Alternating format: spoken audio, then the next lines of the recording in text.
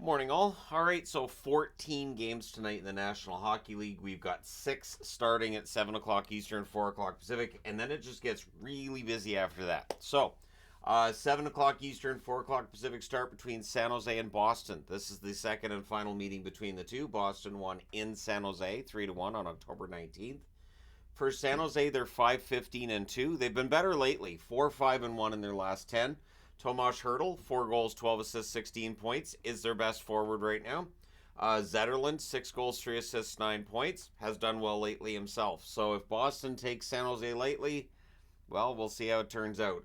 Boston's 14-4-3, but over their last 10, they're 5-3-2, and they've been struggling recently.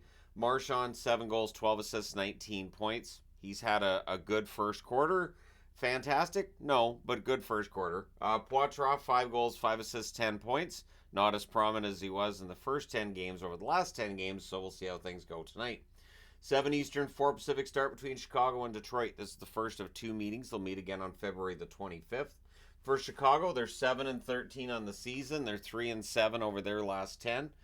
Dickinson, 7 goals, 5 assists, 12 points. He's been hot lately. Beauvillier, of course, added from the Canucks, 2 goals, 6 assists with Vancouver. We'll see how things go for him in Chicago. On the Detroit side, they are 11-7-3, coming off that loss last night against the New York Rangers. They're 5-3-2 in their last 10. JT Compher, 4 goals, 13 assists, 17 points. He's been a solid producer for them. And Lucas Raymond, 8 goals, 8 assists, 16 points. I did not almost say Mason Raymond. I resent that. But anyways, we'll see how things go for Detroit tonight and if they can bounce back against a Chicago team that, much like anybody in the NHL, if you take them lightly, they can beat you. 7 Eastern, 4 Pacific start between Florida and Montreal. This is the first of 4 meetings. They'll meet again December 30th, February 29th, as well as April the 2nd. On the Florida side, they are 13-7-2 to start the season. They're 6-3-1 in their last 10. Barkov, 6 goals, 14 assists, 20 points, doing what Barkov does, playing very well at both ends of the ice. Matthew Tkachuk still at 3 goals. He does have 15 assists. He does have 18 points, but the 3 goals a bit of a surprise. On the Montreal side, they're 10-10-2. They're 5-5 in their last 10. Suzuki, 6 goals, 12 assists for him for 18 points. And Monahan, 6 goals, 7 assists, 13 points. Montreal's just staying in it. If they can stay around 500, they're staying in it. We'll see what that does to the GM's plans as the season rolls along. 7 Eastern, 4 Pacific start tonight between New Jersey and Philadelphia. This is the first of 4 meetings as well. They'll meet again December 19th, February 17th, as well as April the 13th. New Jersey's 10-9-1 to start the season. They're 4-6 in their last 10, so it's been a bit of a slog lately, but they are starting to turn it around. Bratt, 8 goals, 17 assists, 25 points, so he's on pace for 100 points. Not too bad. Andre Palat, 2 goals, 8 assists, 10 points. The goals have started to come now, so we'll see if Palat's numbers come up. Philadelphia, 11-10-1 overall. They're 6-4 in their last 10. Travis Konechny, 12 goals, 4 assists, 16 points. Their best goal scorer. Farabee might be one of their best all-around players. 8 goals, 7 assists, 15 points. And I say might be because you do have Atkinson, you have Couturier. You have some good players in Philadelphia. I do think they were underrated before the season started. 7 Eastern, 4 Pacific start between the Pittsburgh Penguins and the Tampa Bay Lightning. So I'm taking Tampa in what's the first of 3 meetings between the two teams. They'll meet again December 6th and April the 6th. So for the Pittsburgh Penguins, they're 10-10-1 to start the year. They're 5-4-1 in their last 10. Crosby definitely has been very good for them this year. 13 goals, 11 assists, 24 points. Jake Gensel also sits with 24 points, although he gets there via the route of getting 7 goals and 17 assists. On the Tampa Bay side, they're 10-8-5. They're 4-5-1 in their last 10. Point, 12 goals, 18 assists, 30 points. Solid run for him so far. And Stamkos, 9 goals, 14 assists, 23 points. 2 star players for a Tampa Bay team that can still keep up for the most part. They've had a couple of setbacks recently. I do think they're due for a bounce back against Pittsburgh. 7 Eastern, 4 Pacific start between Seattle and Toronto. This is the first of 2 meetings. They'll meet again in Seattle on January 21st. Seattle's 8-10-5 overall. They're 4-4-2 in their last 10, and they need to pick it up. Both Alberta teams seem to be getting better, so Seattle's going to have to pick things up. McCann, 9 goals, 5 assists, 14 points for him. Bjorkstrand, 7 goals, 12 assists, 19 points. Bjorkstrand's dangerous in every game. Toronto, 11, 6-3 overall. They're 6-3-1 in their last 10. Mitch Marner, 5 goals, 15 assists, 20 points. For most players, point per game is excellent. For Marner, it's considered a disappointment. Same to some extent for Tavares, 7 goals, 13 assists, 20 points. You do expect more points out of Marner than Tavares at this point, though.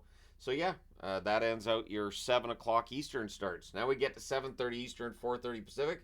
The New York Islanders and Carolina Hurricanes on November 4th. It was a 4-3 overtime win for Carolina. These teams will meet again on December 23rd as well as March the 19th. For the Islanders, they are 8-7-6 on the season. They're 3-4-3 in their last 10. Barzal, 6 goals, 13 assists, 19 points. Strong run for him thus far this year. Paul Mary's been prominent, 5 goals, 7 assists, 12 points. And still, there's always the possibility that at some point they bring in Zach Parise. On the Carolina front, they're 13-8 on the season. They're 7-3 in their last 10. Sebastian Aho, 5 goals, 14 assists, 19 points. Again, for my money, the best forward in Carolina. Bunting, 5 goals, 9 assists, 14 points for him. Bunting has fit in pretty well in Carolina, and I think they enjoy his production and a little bit of the sandpaper he brings to the lineup. 8 o'clock Eastern, 5 o'clock Pacific. We got 3 games starting then, so that's a lot of games going on at the same time. Again, I'll do my best to follow as much as I can in real time. First of 4 meetings between Minnesota and the Nashville Predators. They'll meet again January 25th, February 29th, as well as March the 10th. Minnesota's 6-10-4, although they're 1-0 under the new coach. 3-5-2 in their last 10. Eriksson Ek, 11 goals, 7 assists, 18 points. And Zuccarello, 5 goals, 17 assists, 22 points. Zuccarello, I think, has played really well for them so far. And we'll see under John Hines if what looked like a rejuvenated Kirill Kaprizov in the first game under him, if that'll continue through other games as well. Nashville, 11-10. They've won 6 in a row. They're 6-4 in their last 10. O'Reilly, 10 goals, 9 assists, 19 points. And Forsberg, 12 goals, 15 assists, 27 points. I talked about Forsberg yesterday and just how strong of a run he's been on. He looks like he could hit 100 points this year if he can stay healthy. 8 o'clock Eastern, 5 Pacific start as well between Buffalo and St. Louis is the first of 2 meetings. They'll meet again in Buffalo on February the 10th. The Buffalo Sabres, 10-10-2 on the season. They're 4-4-2 over their last 10. Middlestad, 4 goals, 16 assists, 20 points for him. So really good numbers for Middlestad. Alex Tuch, 8 goals, 8 assists, 16 points. Almost a point per game for Alex Tuch. St. Louis, 11-9-1 overall. They're 6-4 in their last 10. Buchnevich, 9 goals, 9 assists, 18 points. And Brandon Saad, 3 goals, 6 assists, 9 points. And I don't know if there's a team that is more Jekyll and Hyde than St. Louis right now. From one night to the next, you never know what you're going to get with them. So that could be entertaining because Buffalo has some of that going on as well. 8 Eastern, 5 Pacific start between the Edmonton Oilers and the New Jersey. New Jersey's not on the board. No idea why I would. Yes, they are right there. Winnipeg Jets. So the second of 3 meetings between the Oilers and the Jets, teams that are no strangers to one another. On October 21st, it's a 3-2 overtime win for Winnipeg. The third and final meeting will be March the 26th. For the Oilers, they're 8-12-1 overall, but they're 6-4 over their last 10, and they are putting it together. They're on a 3-game winning streak, and McDavid's a big part of the reason why. He now has 8 goals, 20 assists, 28 points. So that slow season he was having, suddenly he's on pace for over 100 points. He's good. Hyman, 12 goals, 10 assists, 22 points for him. He's had a very strong run through the first quarter of the year.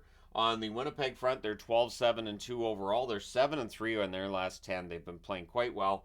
They're coming off that 2-0 shutout loss against Dallas, a game that they could have won, but Ottinger said no. Scheifele, 7 goals, 16 assists, 23 points, back to Scheifele-like numbers. Appleton, 6 goals, 9 assists, 15 points. Really strong depth scoring for the Winnipeg Jets so far this year. 9 Eastern, 6 Pacific. We got 2 games starting then, beginning with Colorado and the Arizona Coyotes. First of 4 meetings, they'll meet again December 23rd, December 27th, and February 18th. So these teams are going to get to know each other over the next month. The Colorado Avalanche, 15-6 on the season. They're 7-3 in their last 10. Mikko Rantanen, 12 goals, 15 assists, 27 points. Both he and McKinnon on 100-point paces right now. Ross Colton, 7 goals, 3 assists, 10 points. Some good scoring from him lately. On the Arizona side, they're 10-9-2 overall, 5-4-1 over their last 10. Clayton Keller, 8 goals, 11 assists, 19 points for a team that is that one game above NHL 500. And Logan Cooley, 2 goals, 11 assists, 13 points. The longer he goes with just the 2 goals, the more we're going to hear conversations about, so does he stay for the whole season? Do you let him go for half the season? What do you do with Cooley? But at this point, I don't think that conversation is very loud. 9 Eastern, 6 Pacific start between the Dallas Stars and the Calgary Flames, and this wraps up the season series. So Dallas wins November 1st, 4-3, and then November 24th, Calgary won 7-4. It was ugly. We'll see how it goes tonight. Dallas 13-5-2 overall. They're 6-3-1 in their last 10. Rope Hintz, 8 goals, 10 assists, 18 points for him. You know what you're getting with Hintz, excitement and a little bit of everything. Pavelski, 10 goals, 10 assists, 20 points. Again, just keeps getting better as he gets older. On the Calgary side, they're 9-10-3 overall. They're 5-3-2 in their last 10. Blake Coleman, 6 goals, 6 assists, 12 points for him. He's given them good depth scoring. And Kadri, 4 goals, 10 assists, 14 points. As Calgary slowly digs their way out of the hole they dug for themselves at the start of the year, Kadri, I think, has been a positive for them recently. And then there's 2 games starting at 7 Eastern, or 10 Eastern, 7 Pacific, I should say. Washington and Anaheim. So Washington coming out of that win last night, thanks to Charlie Lindgren. This is the first of 2 meetings. They'll meet again in Washington on January 16th. Caps are 11-6-2 now on the season. They're 7-2-1 in their last 10. McMichael was their best forward last night. 5 goals, 5 assists, 10 points for him on the season. He seems to be coming around at the NHL level. It's taken a little while, but there he is. And Protas was good last night too. 2 goals, 7 assists, 9 points for him on the season. It's possible Washington's young players end up keeping them above the playoff line. On the Anaheim side, they're 9-13 on the season. They're 2-8 over their last 10. They've lost, I think it's 7 in a row right now. So there may be a video on Anaheim if it ends up being 10. McTavish, 10 goals, 11 assists, 21 points. Needs to get a goal tonight. Take some of that angry energy they had after the end of that Vancouver game and use it here. Carrick, 4 goals, 2 assists, 6 points. Sam Carrick's been all around it. Probably due for a goal. We'll see if that happens tonight. Anaheim getting Washington on the second half of back-to-backs. They need to get that lead early and need to establish themselves at home, or this losing streak could continue. Also at 10 Eastern, 7 Pacific, Vegas and Vancouver. These games are usually quite entertaining. This is the first of 4 meetings as well. They'll meet again March the 7th, April the 2nd, and April the 8th. So for Vegas, they're going to see Vancouver a lot down the stretch. Vegas is 14-5-4 on the season, but they're 3-4-3 in their last 10. They have been struggling. Their goal scoring came around a little bit in that Edmonton game. We'll see if it does the same against Vancouver. Or if I would assume Demko starts tonight, if Demko just basically puts up a wall in front of him. Carlson, 10 goals, 11 assists, 21 points. Again, continues to have a really, really strong run. I think William Karlsson's having the best season he has since his first year in Vegas. Amadio's been quite good lately, 4 goals, 9 assists, 13 points. On the Vancouver front, they're 15-7-1 overall. They're 5-5 in their last 10. Miller, 13 goals, 22 assists, 35 points. JT Miller's been fantastic. And Kuzmenko, 3 goals, 11 assists, 14 points for Kuzmenko. The goal scoring isn't where you want it to be if you're Kuzmenko right now. And he does occasionally end up being a healthy scratch. So we'll see what happens with their lineup when it comes out later on today, I would assume. But yeah, let me know your winners in the comment section below. Which 14 teams in these 14 games are you taking for tonight's action? Let me know your thoughts. Don't forget to hit like and subscribe if you have not done so already. Thank you guys so much for all your support. I will talk to you again soon.